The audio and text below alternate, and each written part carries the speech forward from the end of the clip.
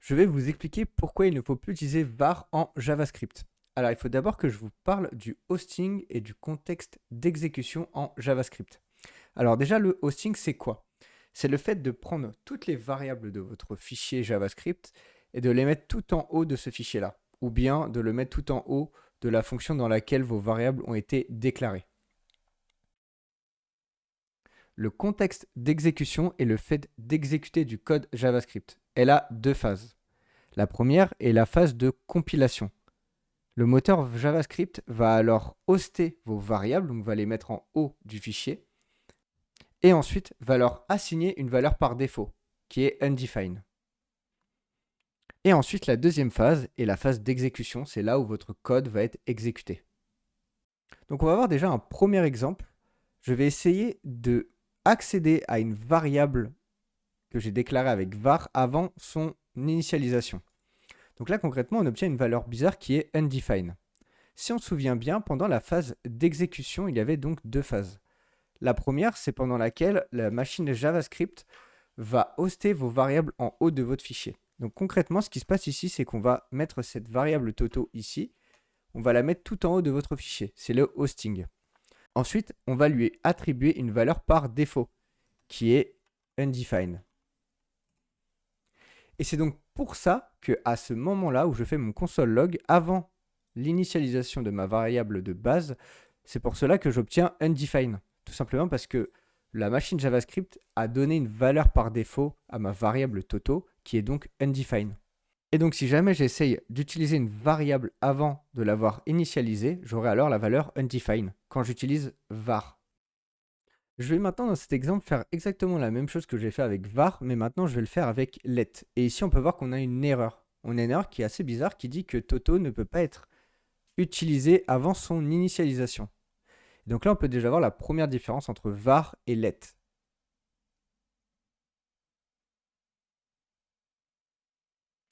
En effet, contrairement à var, quand on va essayer d'accéder à la variable Toto qui a été déclarée avec let, on va avoir une erreur. Et cette erreur est due au fait qu'on est dans un état qu'on appelle l'état de la TDZ, la Temporal Dead Zone. Contrairement à var, dont on va attribuer une valeur par défaut, qui est donc undefined comme on l'a vu précédemment, pour let, on ne va pas faire la même chose. On ne va pas lui attribuer de valeur par défaut. Et c'est là où ça pose problème.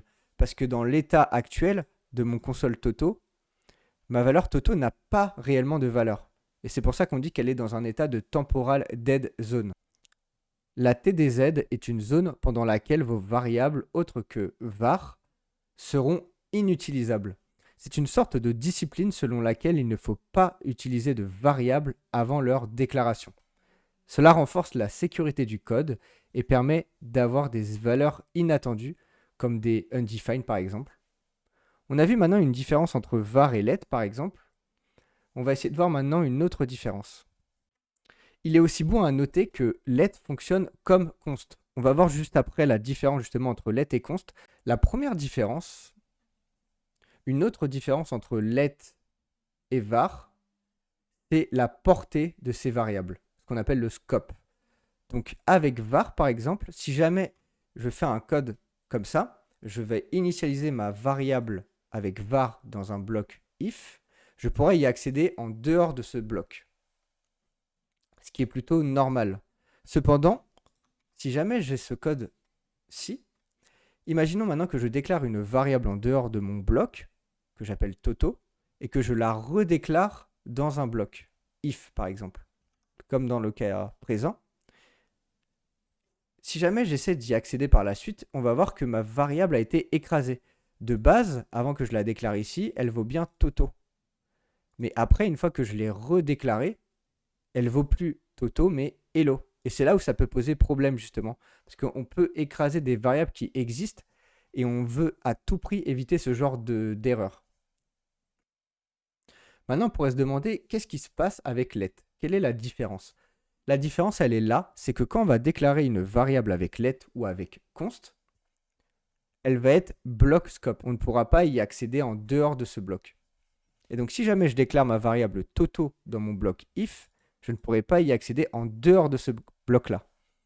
Donc là, par exemple, si jamais j'essaie d'y accéder, on peut voir que Toto n'est pas define. C'est normal parce qu'elle est restée dans son bloc. Elle est block scope. Et ce genre de choses, justement, ça nous évite de faire des erreurs et entre autres d'écraser des variables qui existent déjà, par exemple. Reprenons le cas suivant, par exemple. Je déclare Toto, une variable Toto en dehors de mon bloc et je vais la redéclarer dans mon bloc. Là, on va avoir une erreur. Alors, je vais vous expliquer justement d'où provient cette erreur-là. Quand on va déclarer notre variable Toto dans notre bloc if et qu'on va essayer d'y accéder, le moteur JavaScript va déjà voir dans le bloc si jamais cette variable n'a pas été déjà déclarée. Ici, c'est le cas. Ma variable a été déclarée, sauf que j'essaie d'y accéder avant son initialisation. Et c'est pour ça que là, j'ai une erreur. C'est justement ce qu'on a vu juste avant avec la zone qui s'appelle la TDZ, c'est-à-dire que là, ma variable Toto n'a pas réellement de valeur. Et donc là, si jamais je reprends le même exemple qu'avant, mais que je déclare ma variable avant de l'utiliser, je n'ai plus d'erreur. Et là, on peut remarquer quelque chose d'intéressant, c'est que ici, quand je fais un console.log de Toto, j'ai bien la valeur hello. Et là, quand je sors en dehors de ce bloc-là, j'ai bien la valeur Toto. Ce qui se passe en fait, c'est que là, dans le bloc if, le moteur JavaScript va checker si la variable Toto existe déjà dans ce bloc-là. Donc en effet, elle existe et en plus, elle a déjà été déclarée. Donc il va prendre cette valeur-là. Mais par contre, quand je vais l'utiliser dans ce scope-là, dans le scope général, Toto va checker du coup si je l'ai déclaré dans ce bloc-là, dans ce scope-là. Et donc je l'ai bien déclaré au début de mon fichier. Et donc c'est pour ça que c'est bien la valeur Toto qu'on obtient. Il y a deux choses dont je ne vous ai pas encore parlé. La première, c'est que je vous ai dit que let et const agissaient de la même manière, mais j'ai oublié de vous parler d'une chose qui est donc la différence entre une fonction expression et une fonction de déclaration. Les deux ne vont pas agir de la même façon. Je vais déjà vous montrer la différence entre les deux. Donc une fonction de déclaration, c'est une fonction que je vais déclarer telle qu'elle. Je vais donner un nom à ma fonction et je vais la déclarer de cette manière. Avec une fonction expression, donc c'est le deuxième cas, je vais assigner à une variable ma fonction. C'est pour ça qu'on parle de fonction expression. Et donc la différence entre les deux, c'est que pour une fonction de déclaration, elle va agir comme var, c'est-à-dire qu'elle va être hostée. Et on va pouvoir l'utiliser avant son initialisation. Cependant, si jamais j'essaie de faire la même chose avec une fonction expression, je vais avoir une erreur parce que je l'ai déclarée avec const. On pourrait très bien le déclarer avec let aussi, et donc elle va agir comme const ou let. Donc par exemple, ici, si jamais j'essaie de utiliser la fonction déclaration ou avant son initialisation, on voit bien du coup ici que mon console.log marche bien. Cependant, si jamais j'essaie d'utiliser expression foo, ici je vais avoir une erreur, la même erreur qu'avec let ou avec const. Et je vais avoir l'erreur qui me dit que j'essaie d'utiliser ma variable avant son initialisation. Et donc là, ma fonction expression foo est dans un état de TDZ. Et donc à ce stade-là, on pourrait se poser la question de la différence entre let et const. Alors la différence est assez simple. Const est utilisé quand on veut déclarer une valeur qui sera constante, qu'on ne modifiera pas par la suite. Et let, du coup, c'est dans le cas où si par la suite on a envie de la modifier, on le pourra. Donc je vous montre un exemple assez rapide.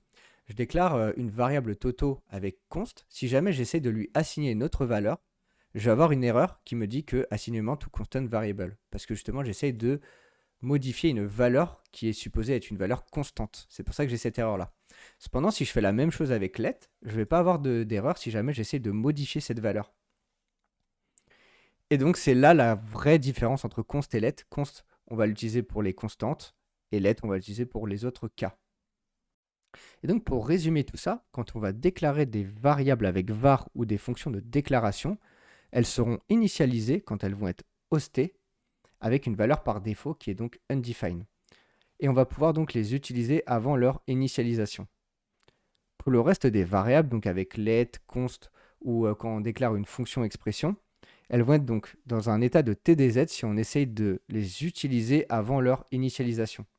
Et donc on aura une erreur si on essaie d'utiliser ces variables avant leur initialisation, étant donné qu'elles sont dans un état où elles n'ont pas réellement de valeur. Au niveau du scope, const et let sont donc block scope, c'est-à-dire qu'elles vont être utilisables seulement dans leur bloc de déclaration.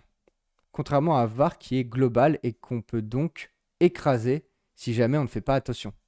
let peut être réassigné contrairement à const. Et donc il faut utiliser const pour les constantes et let dans le cas où on a besoin d'update une valeur par la suite. J'espère que vous avez aimé cette vidéo. N'hésitez pas à liker, partager et on se retrouve tout de suite pour une autre vidéo. Ciao!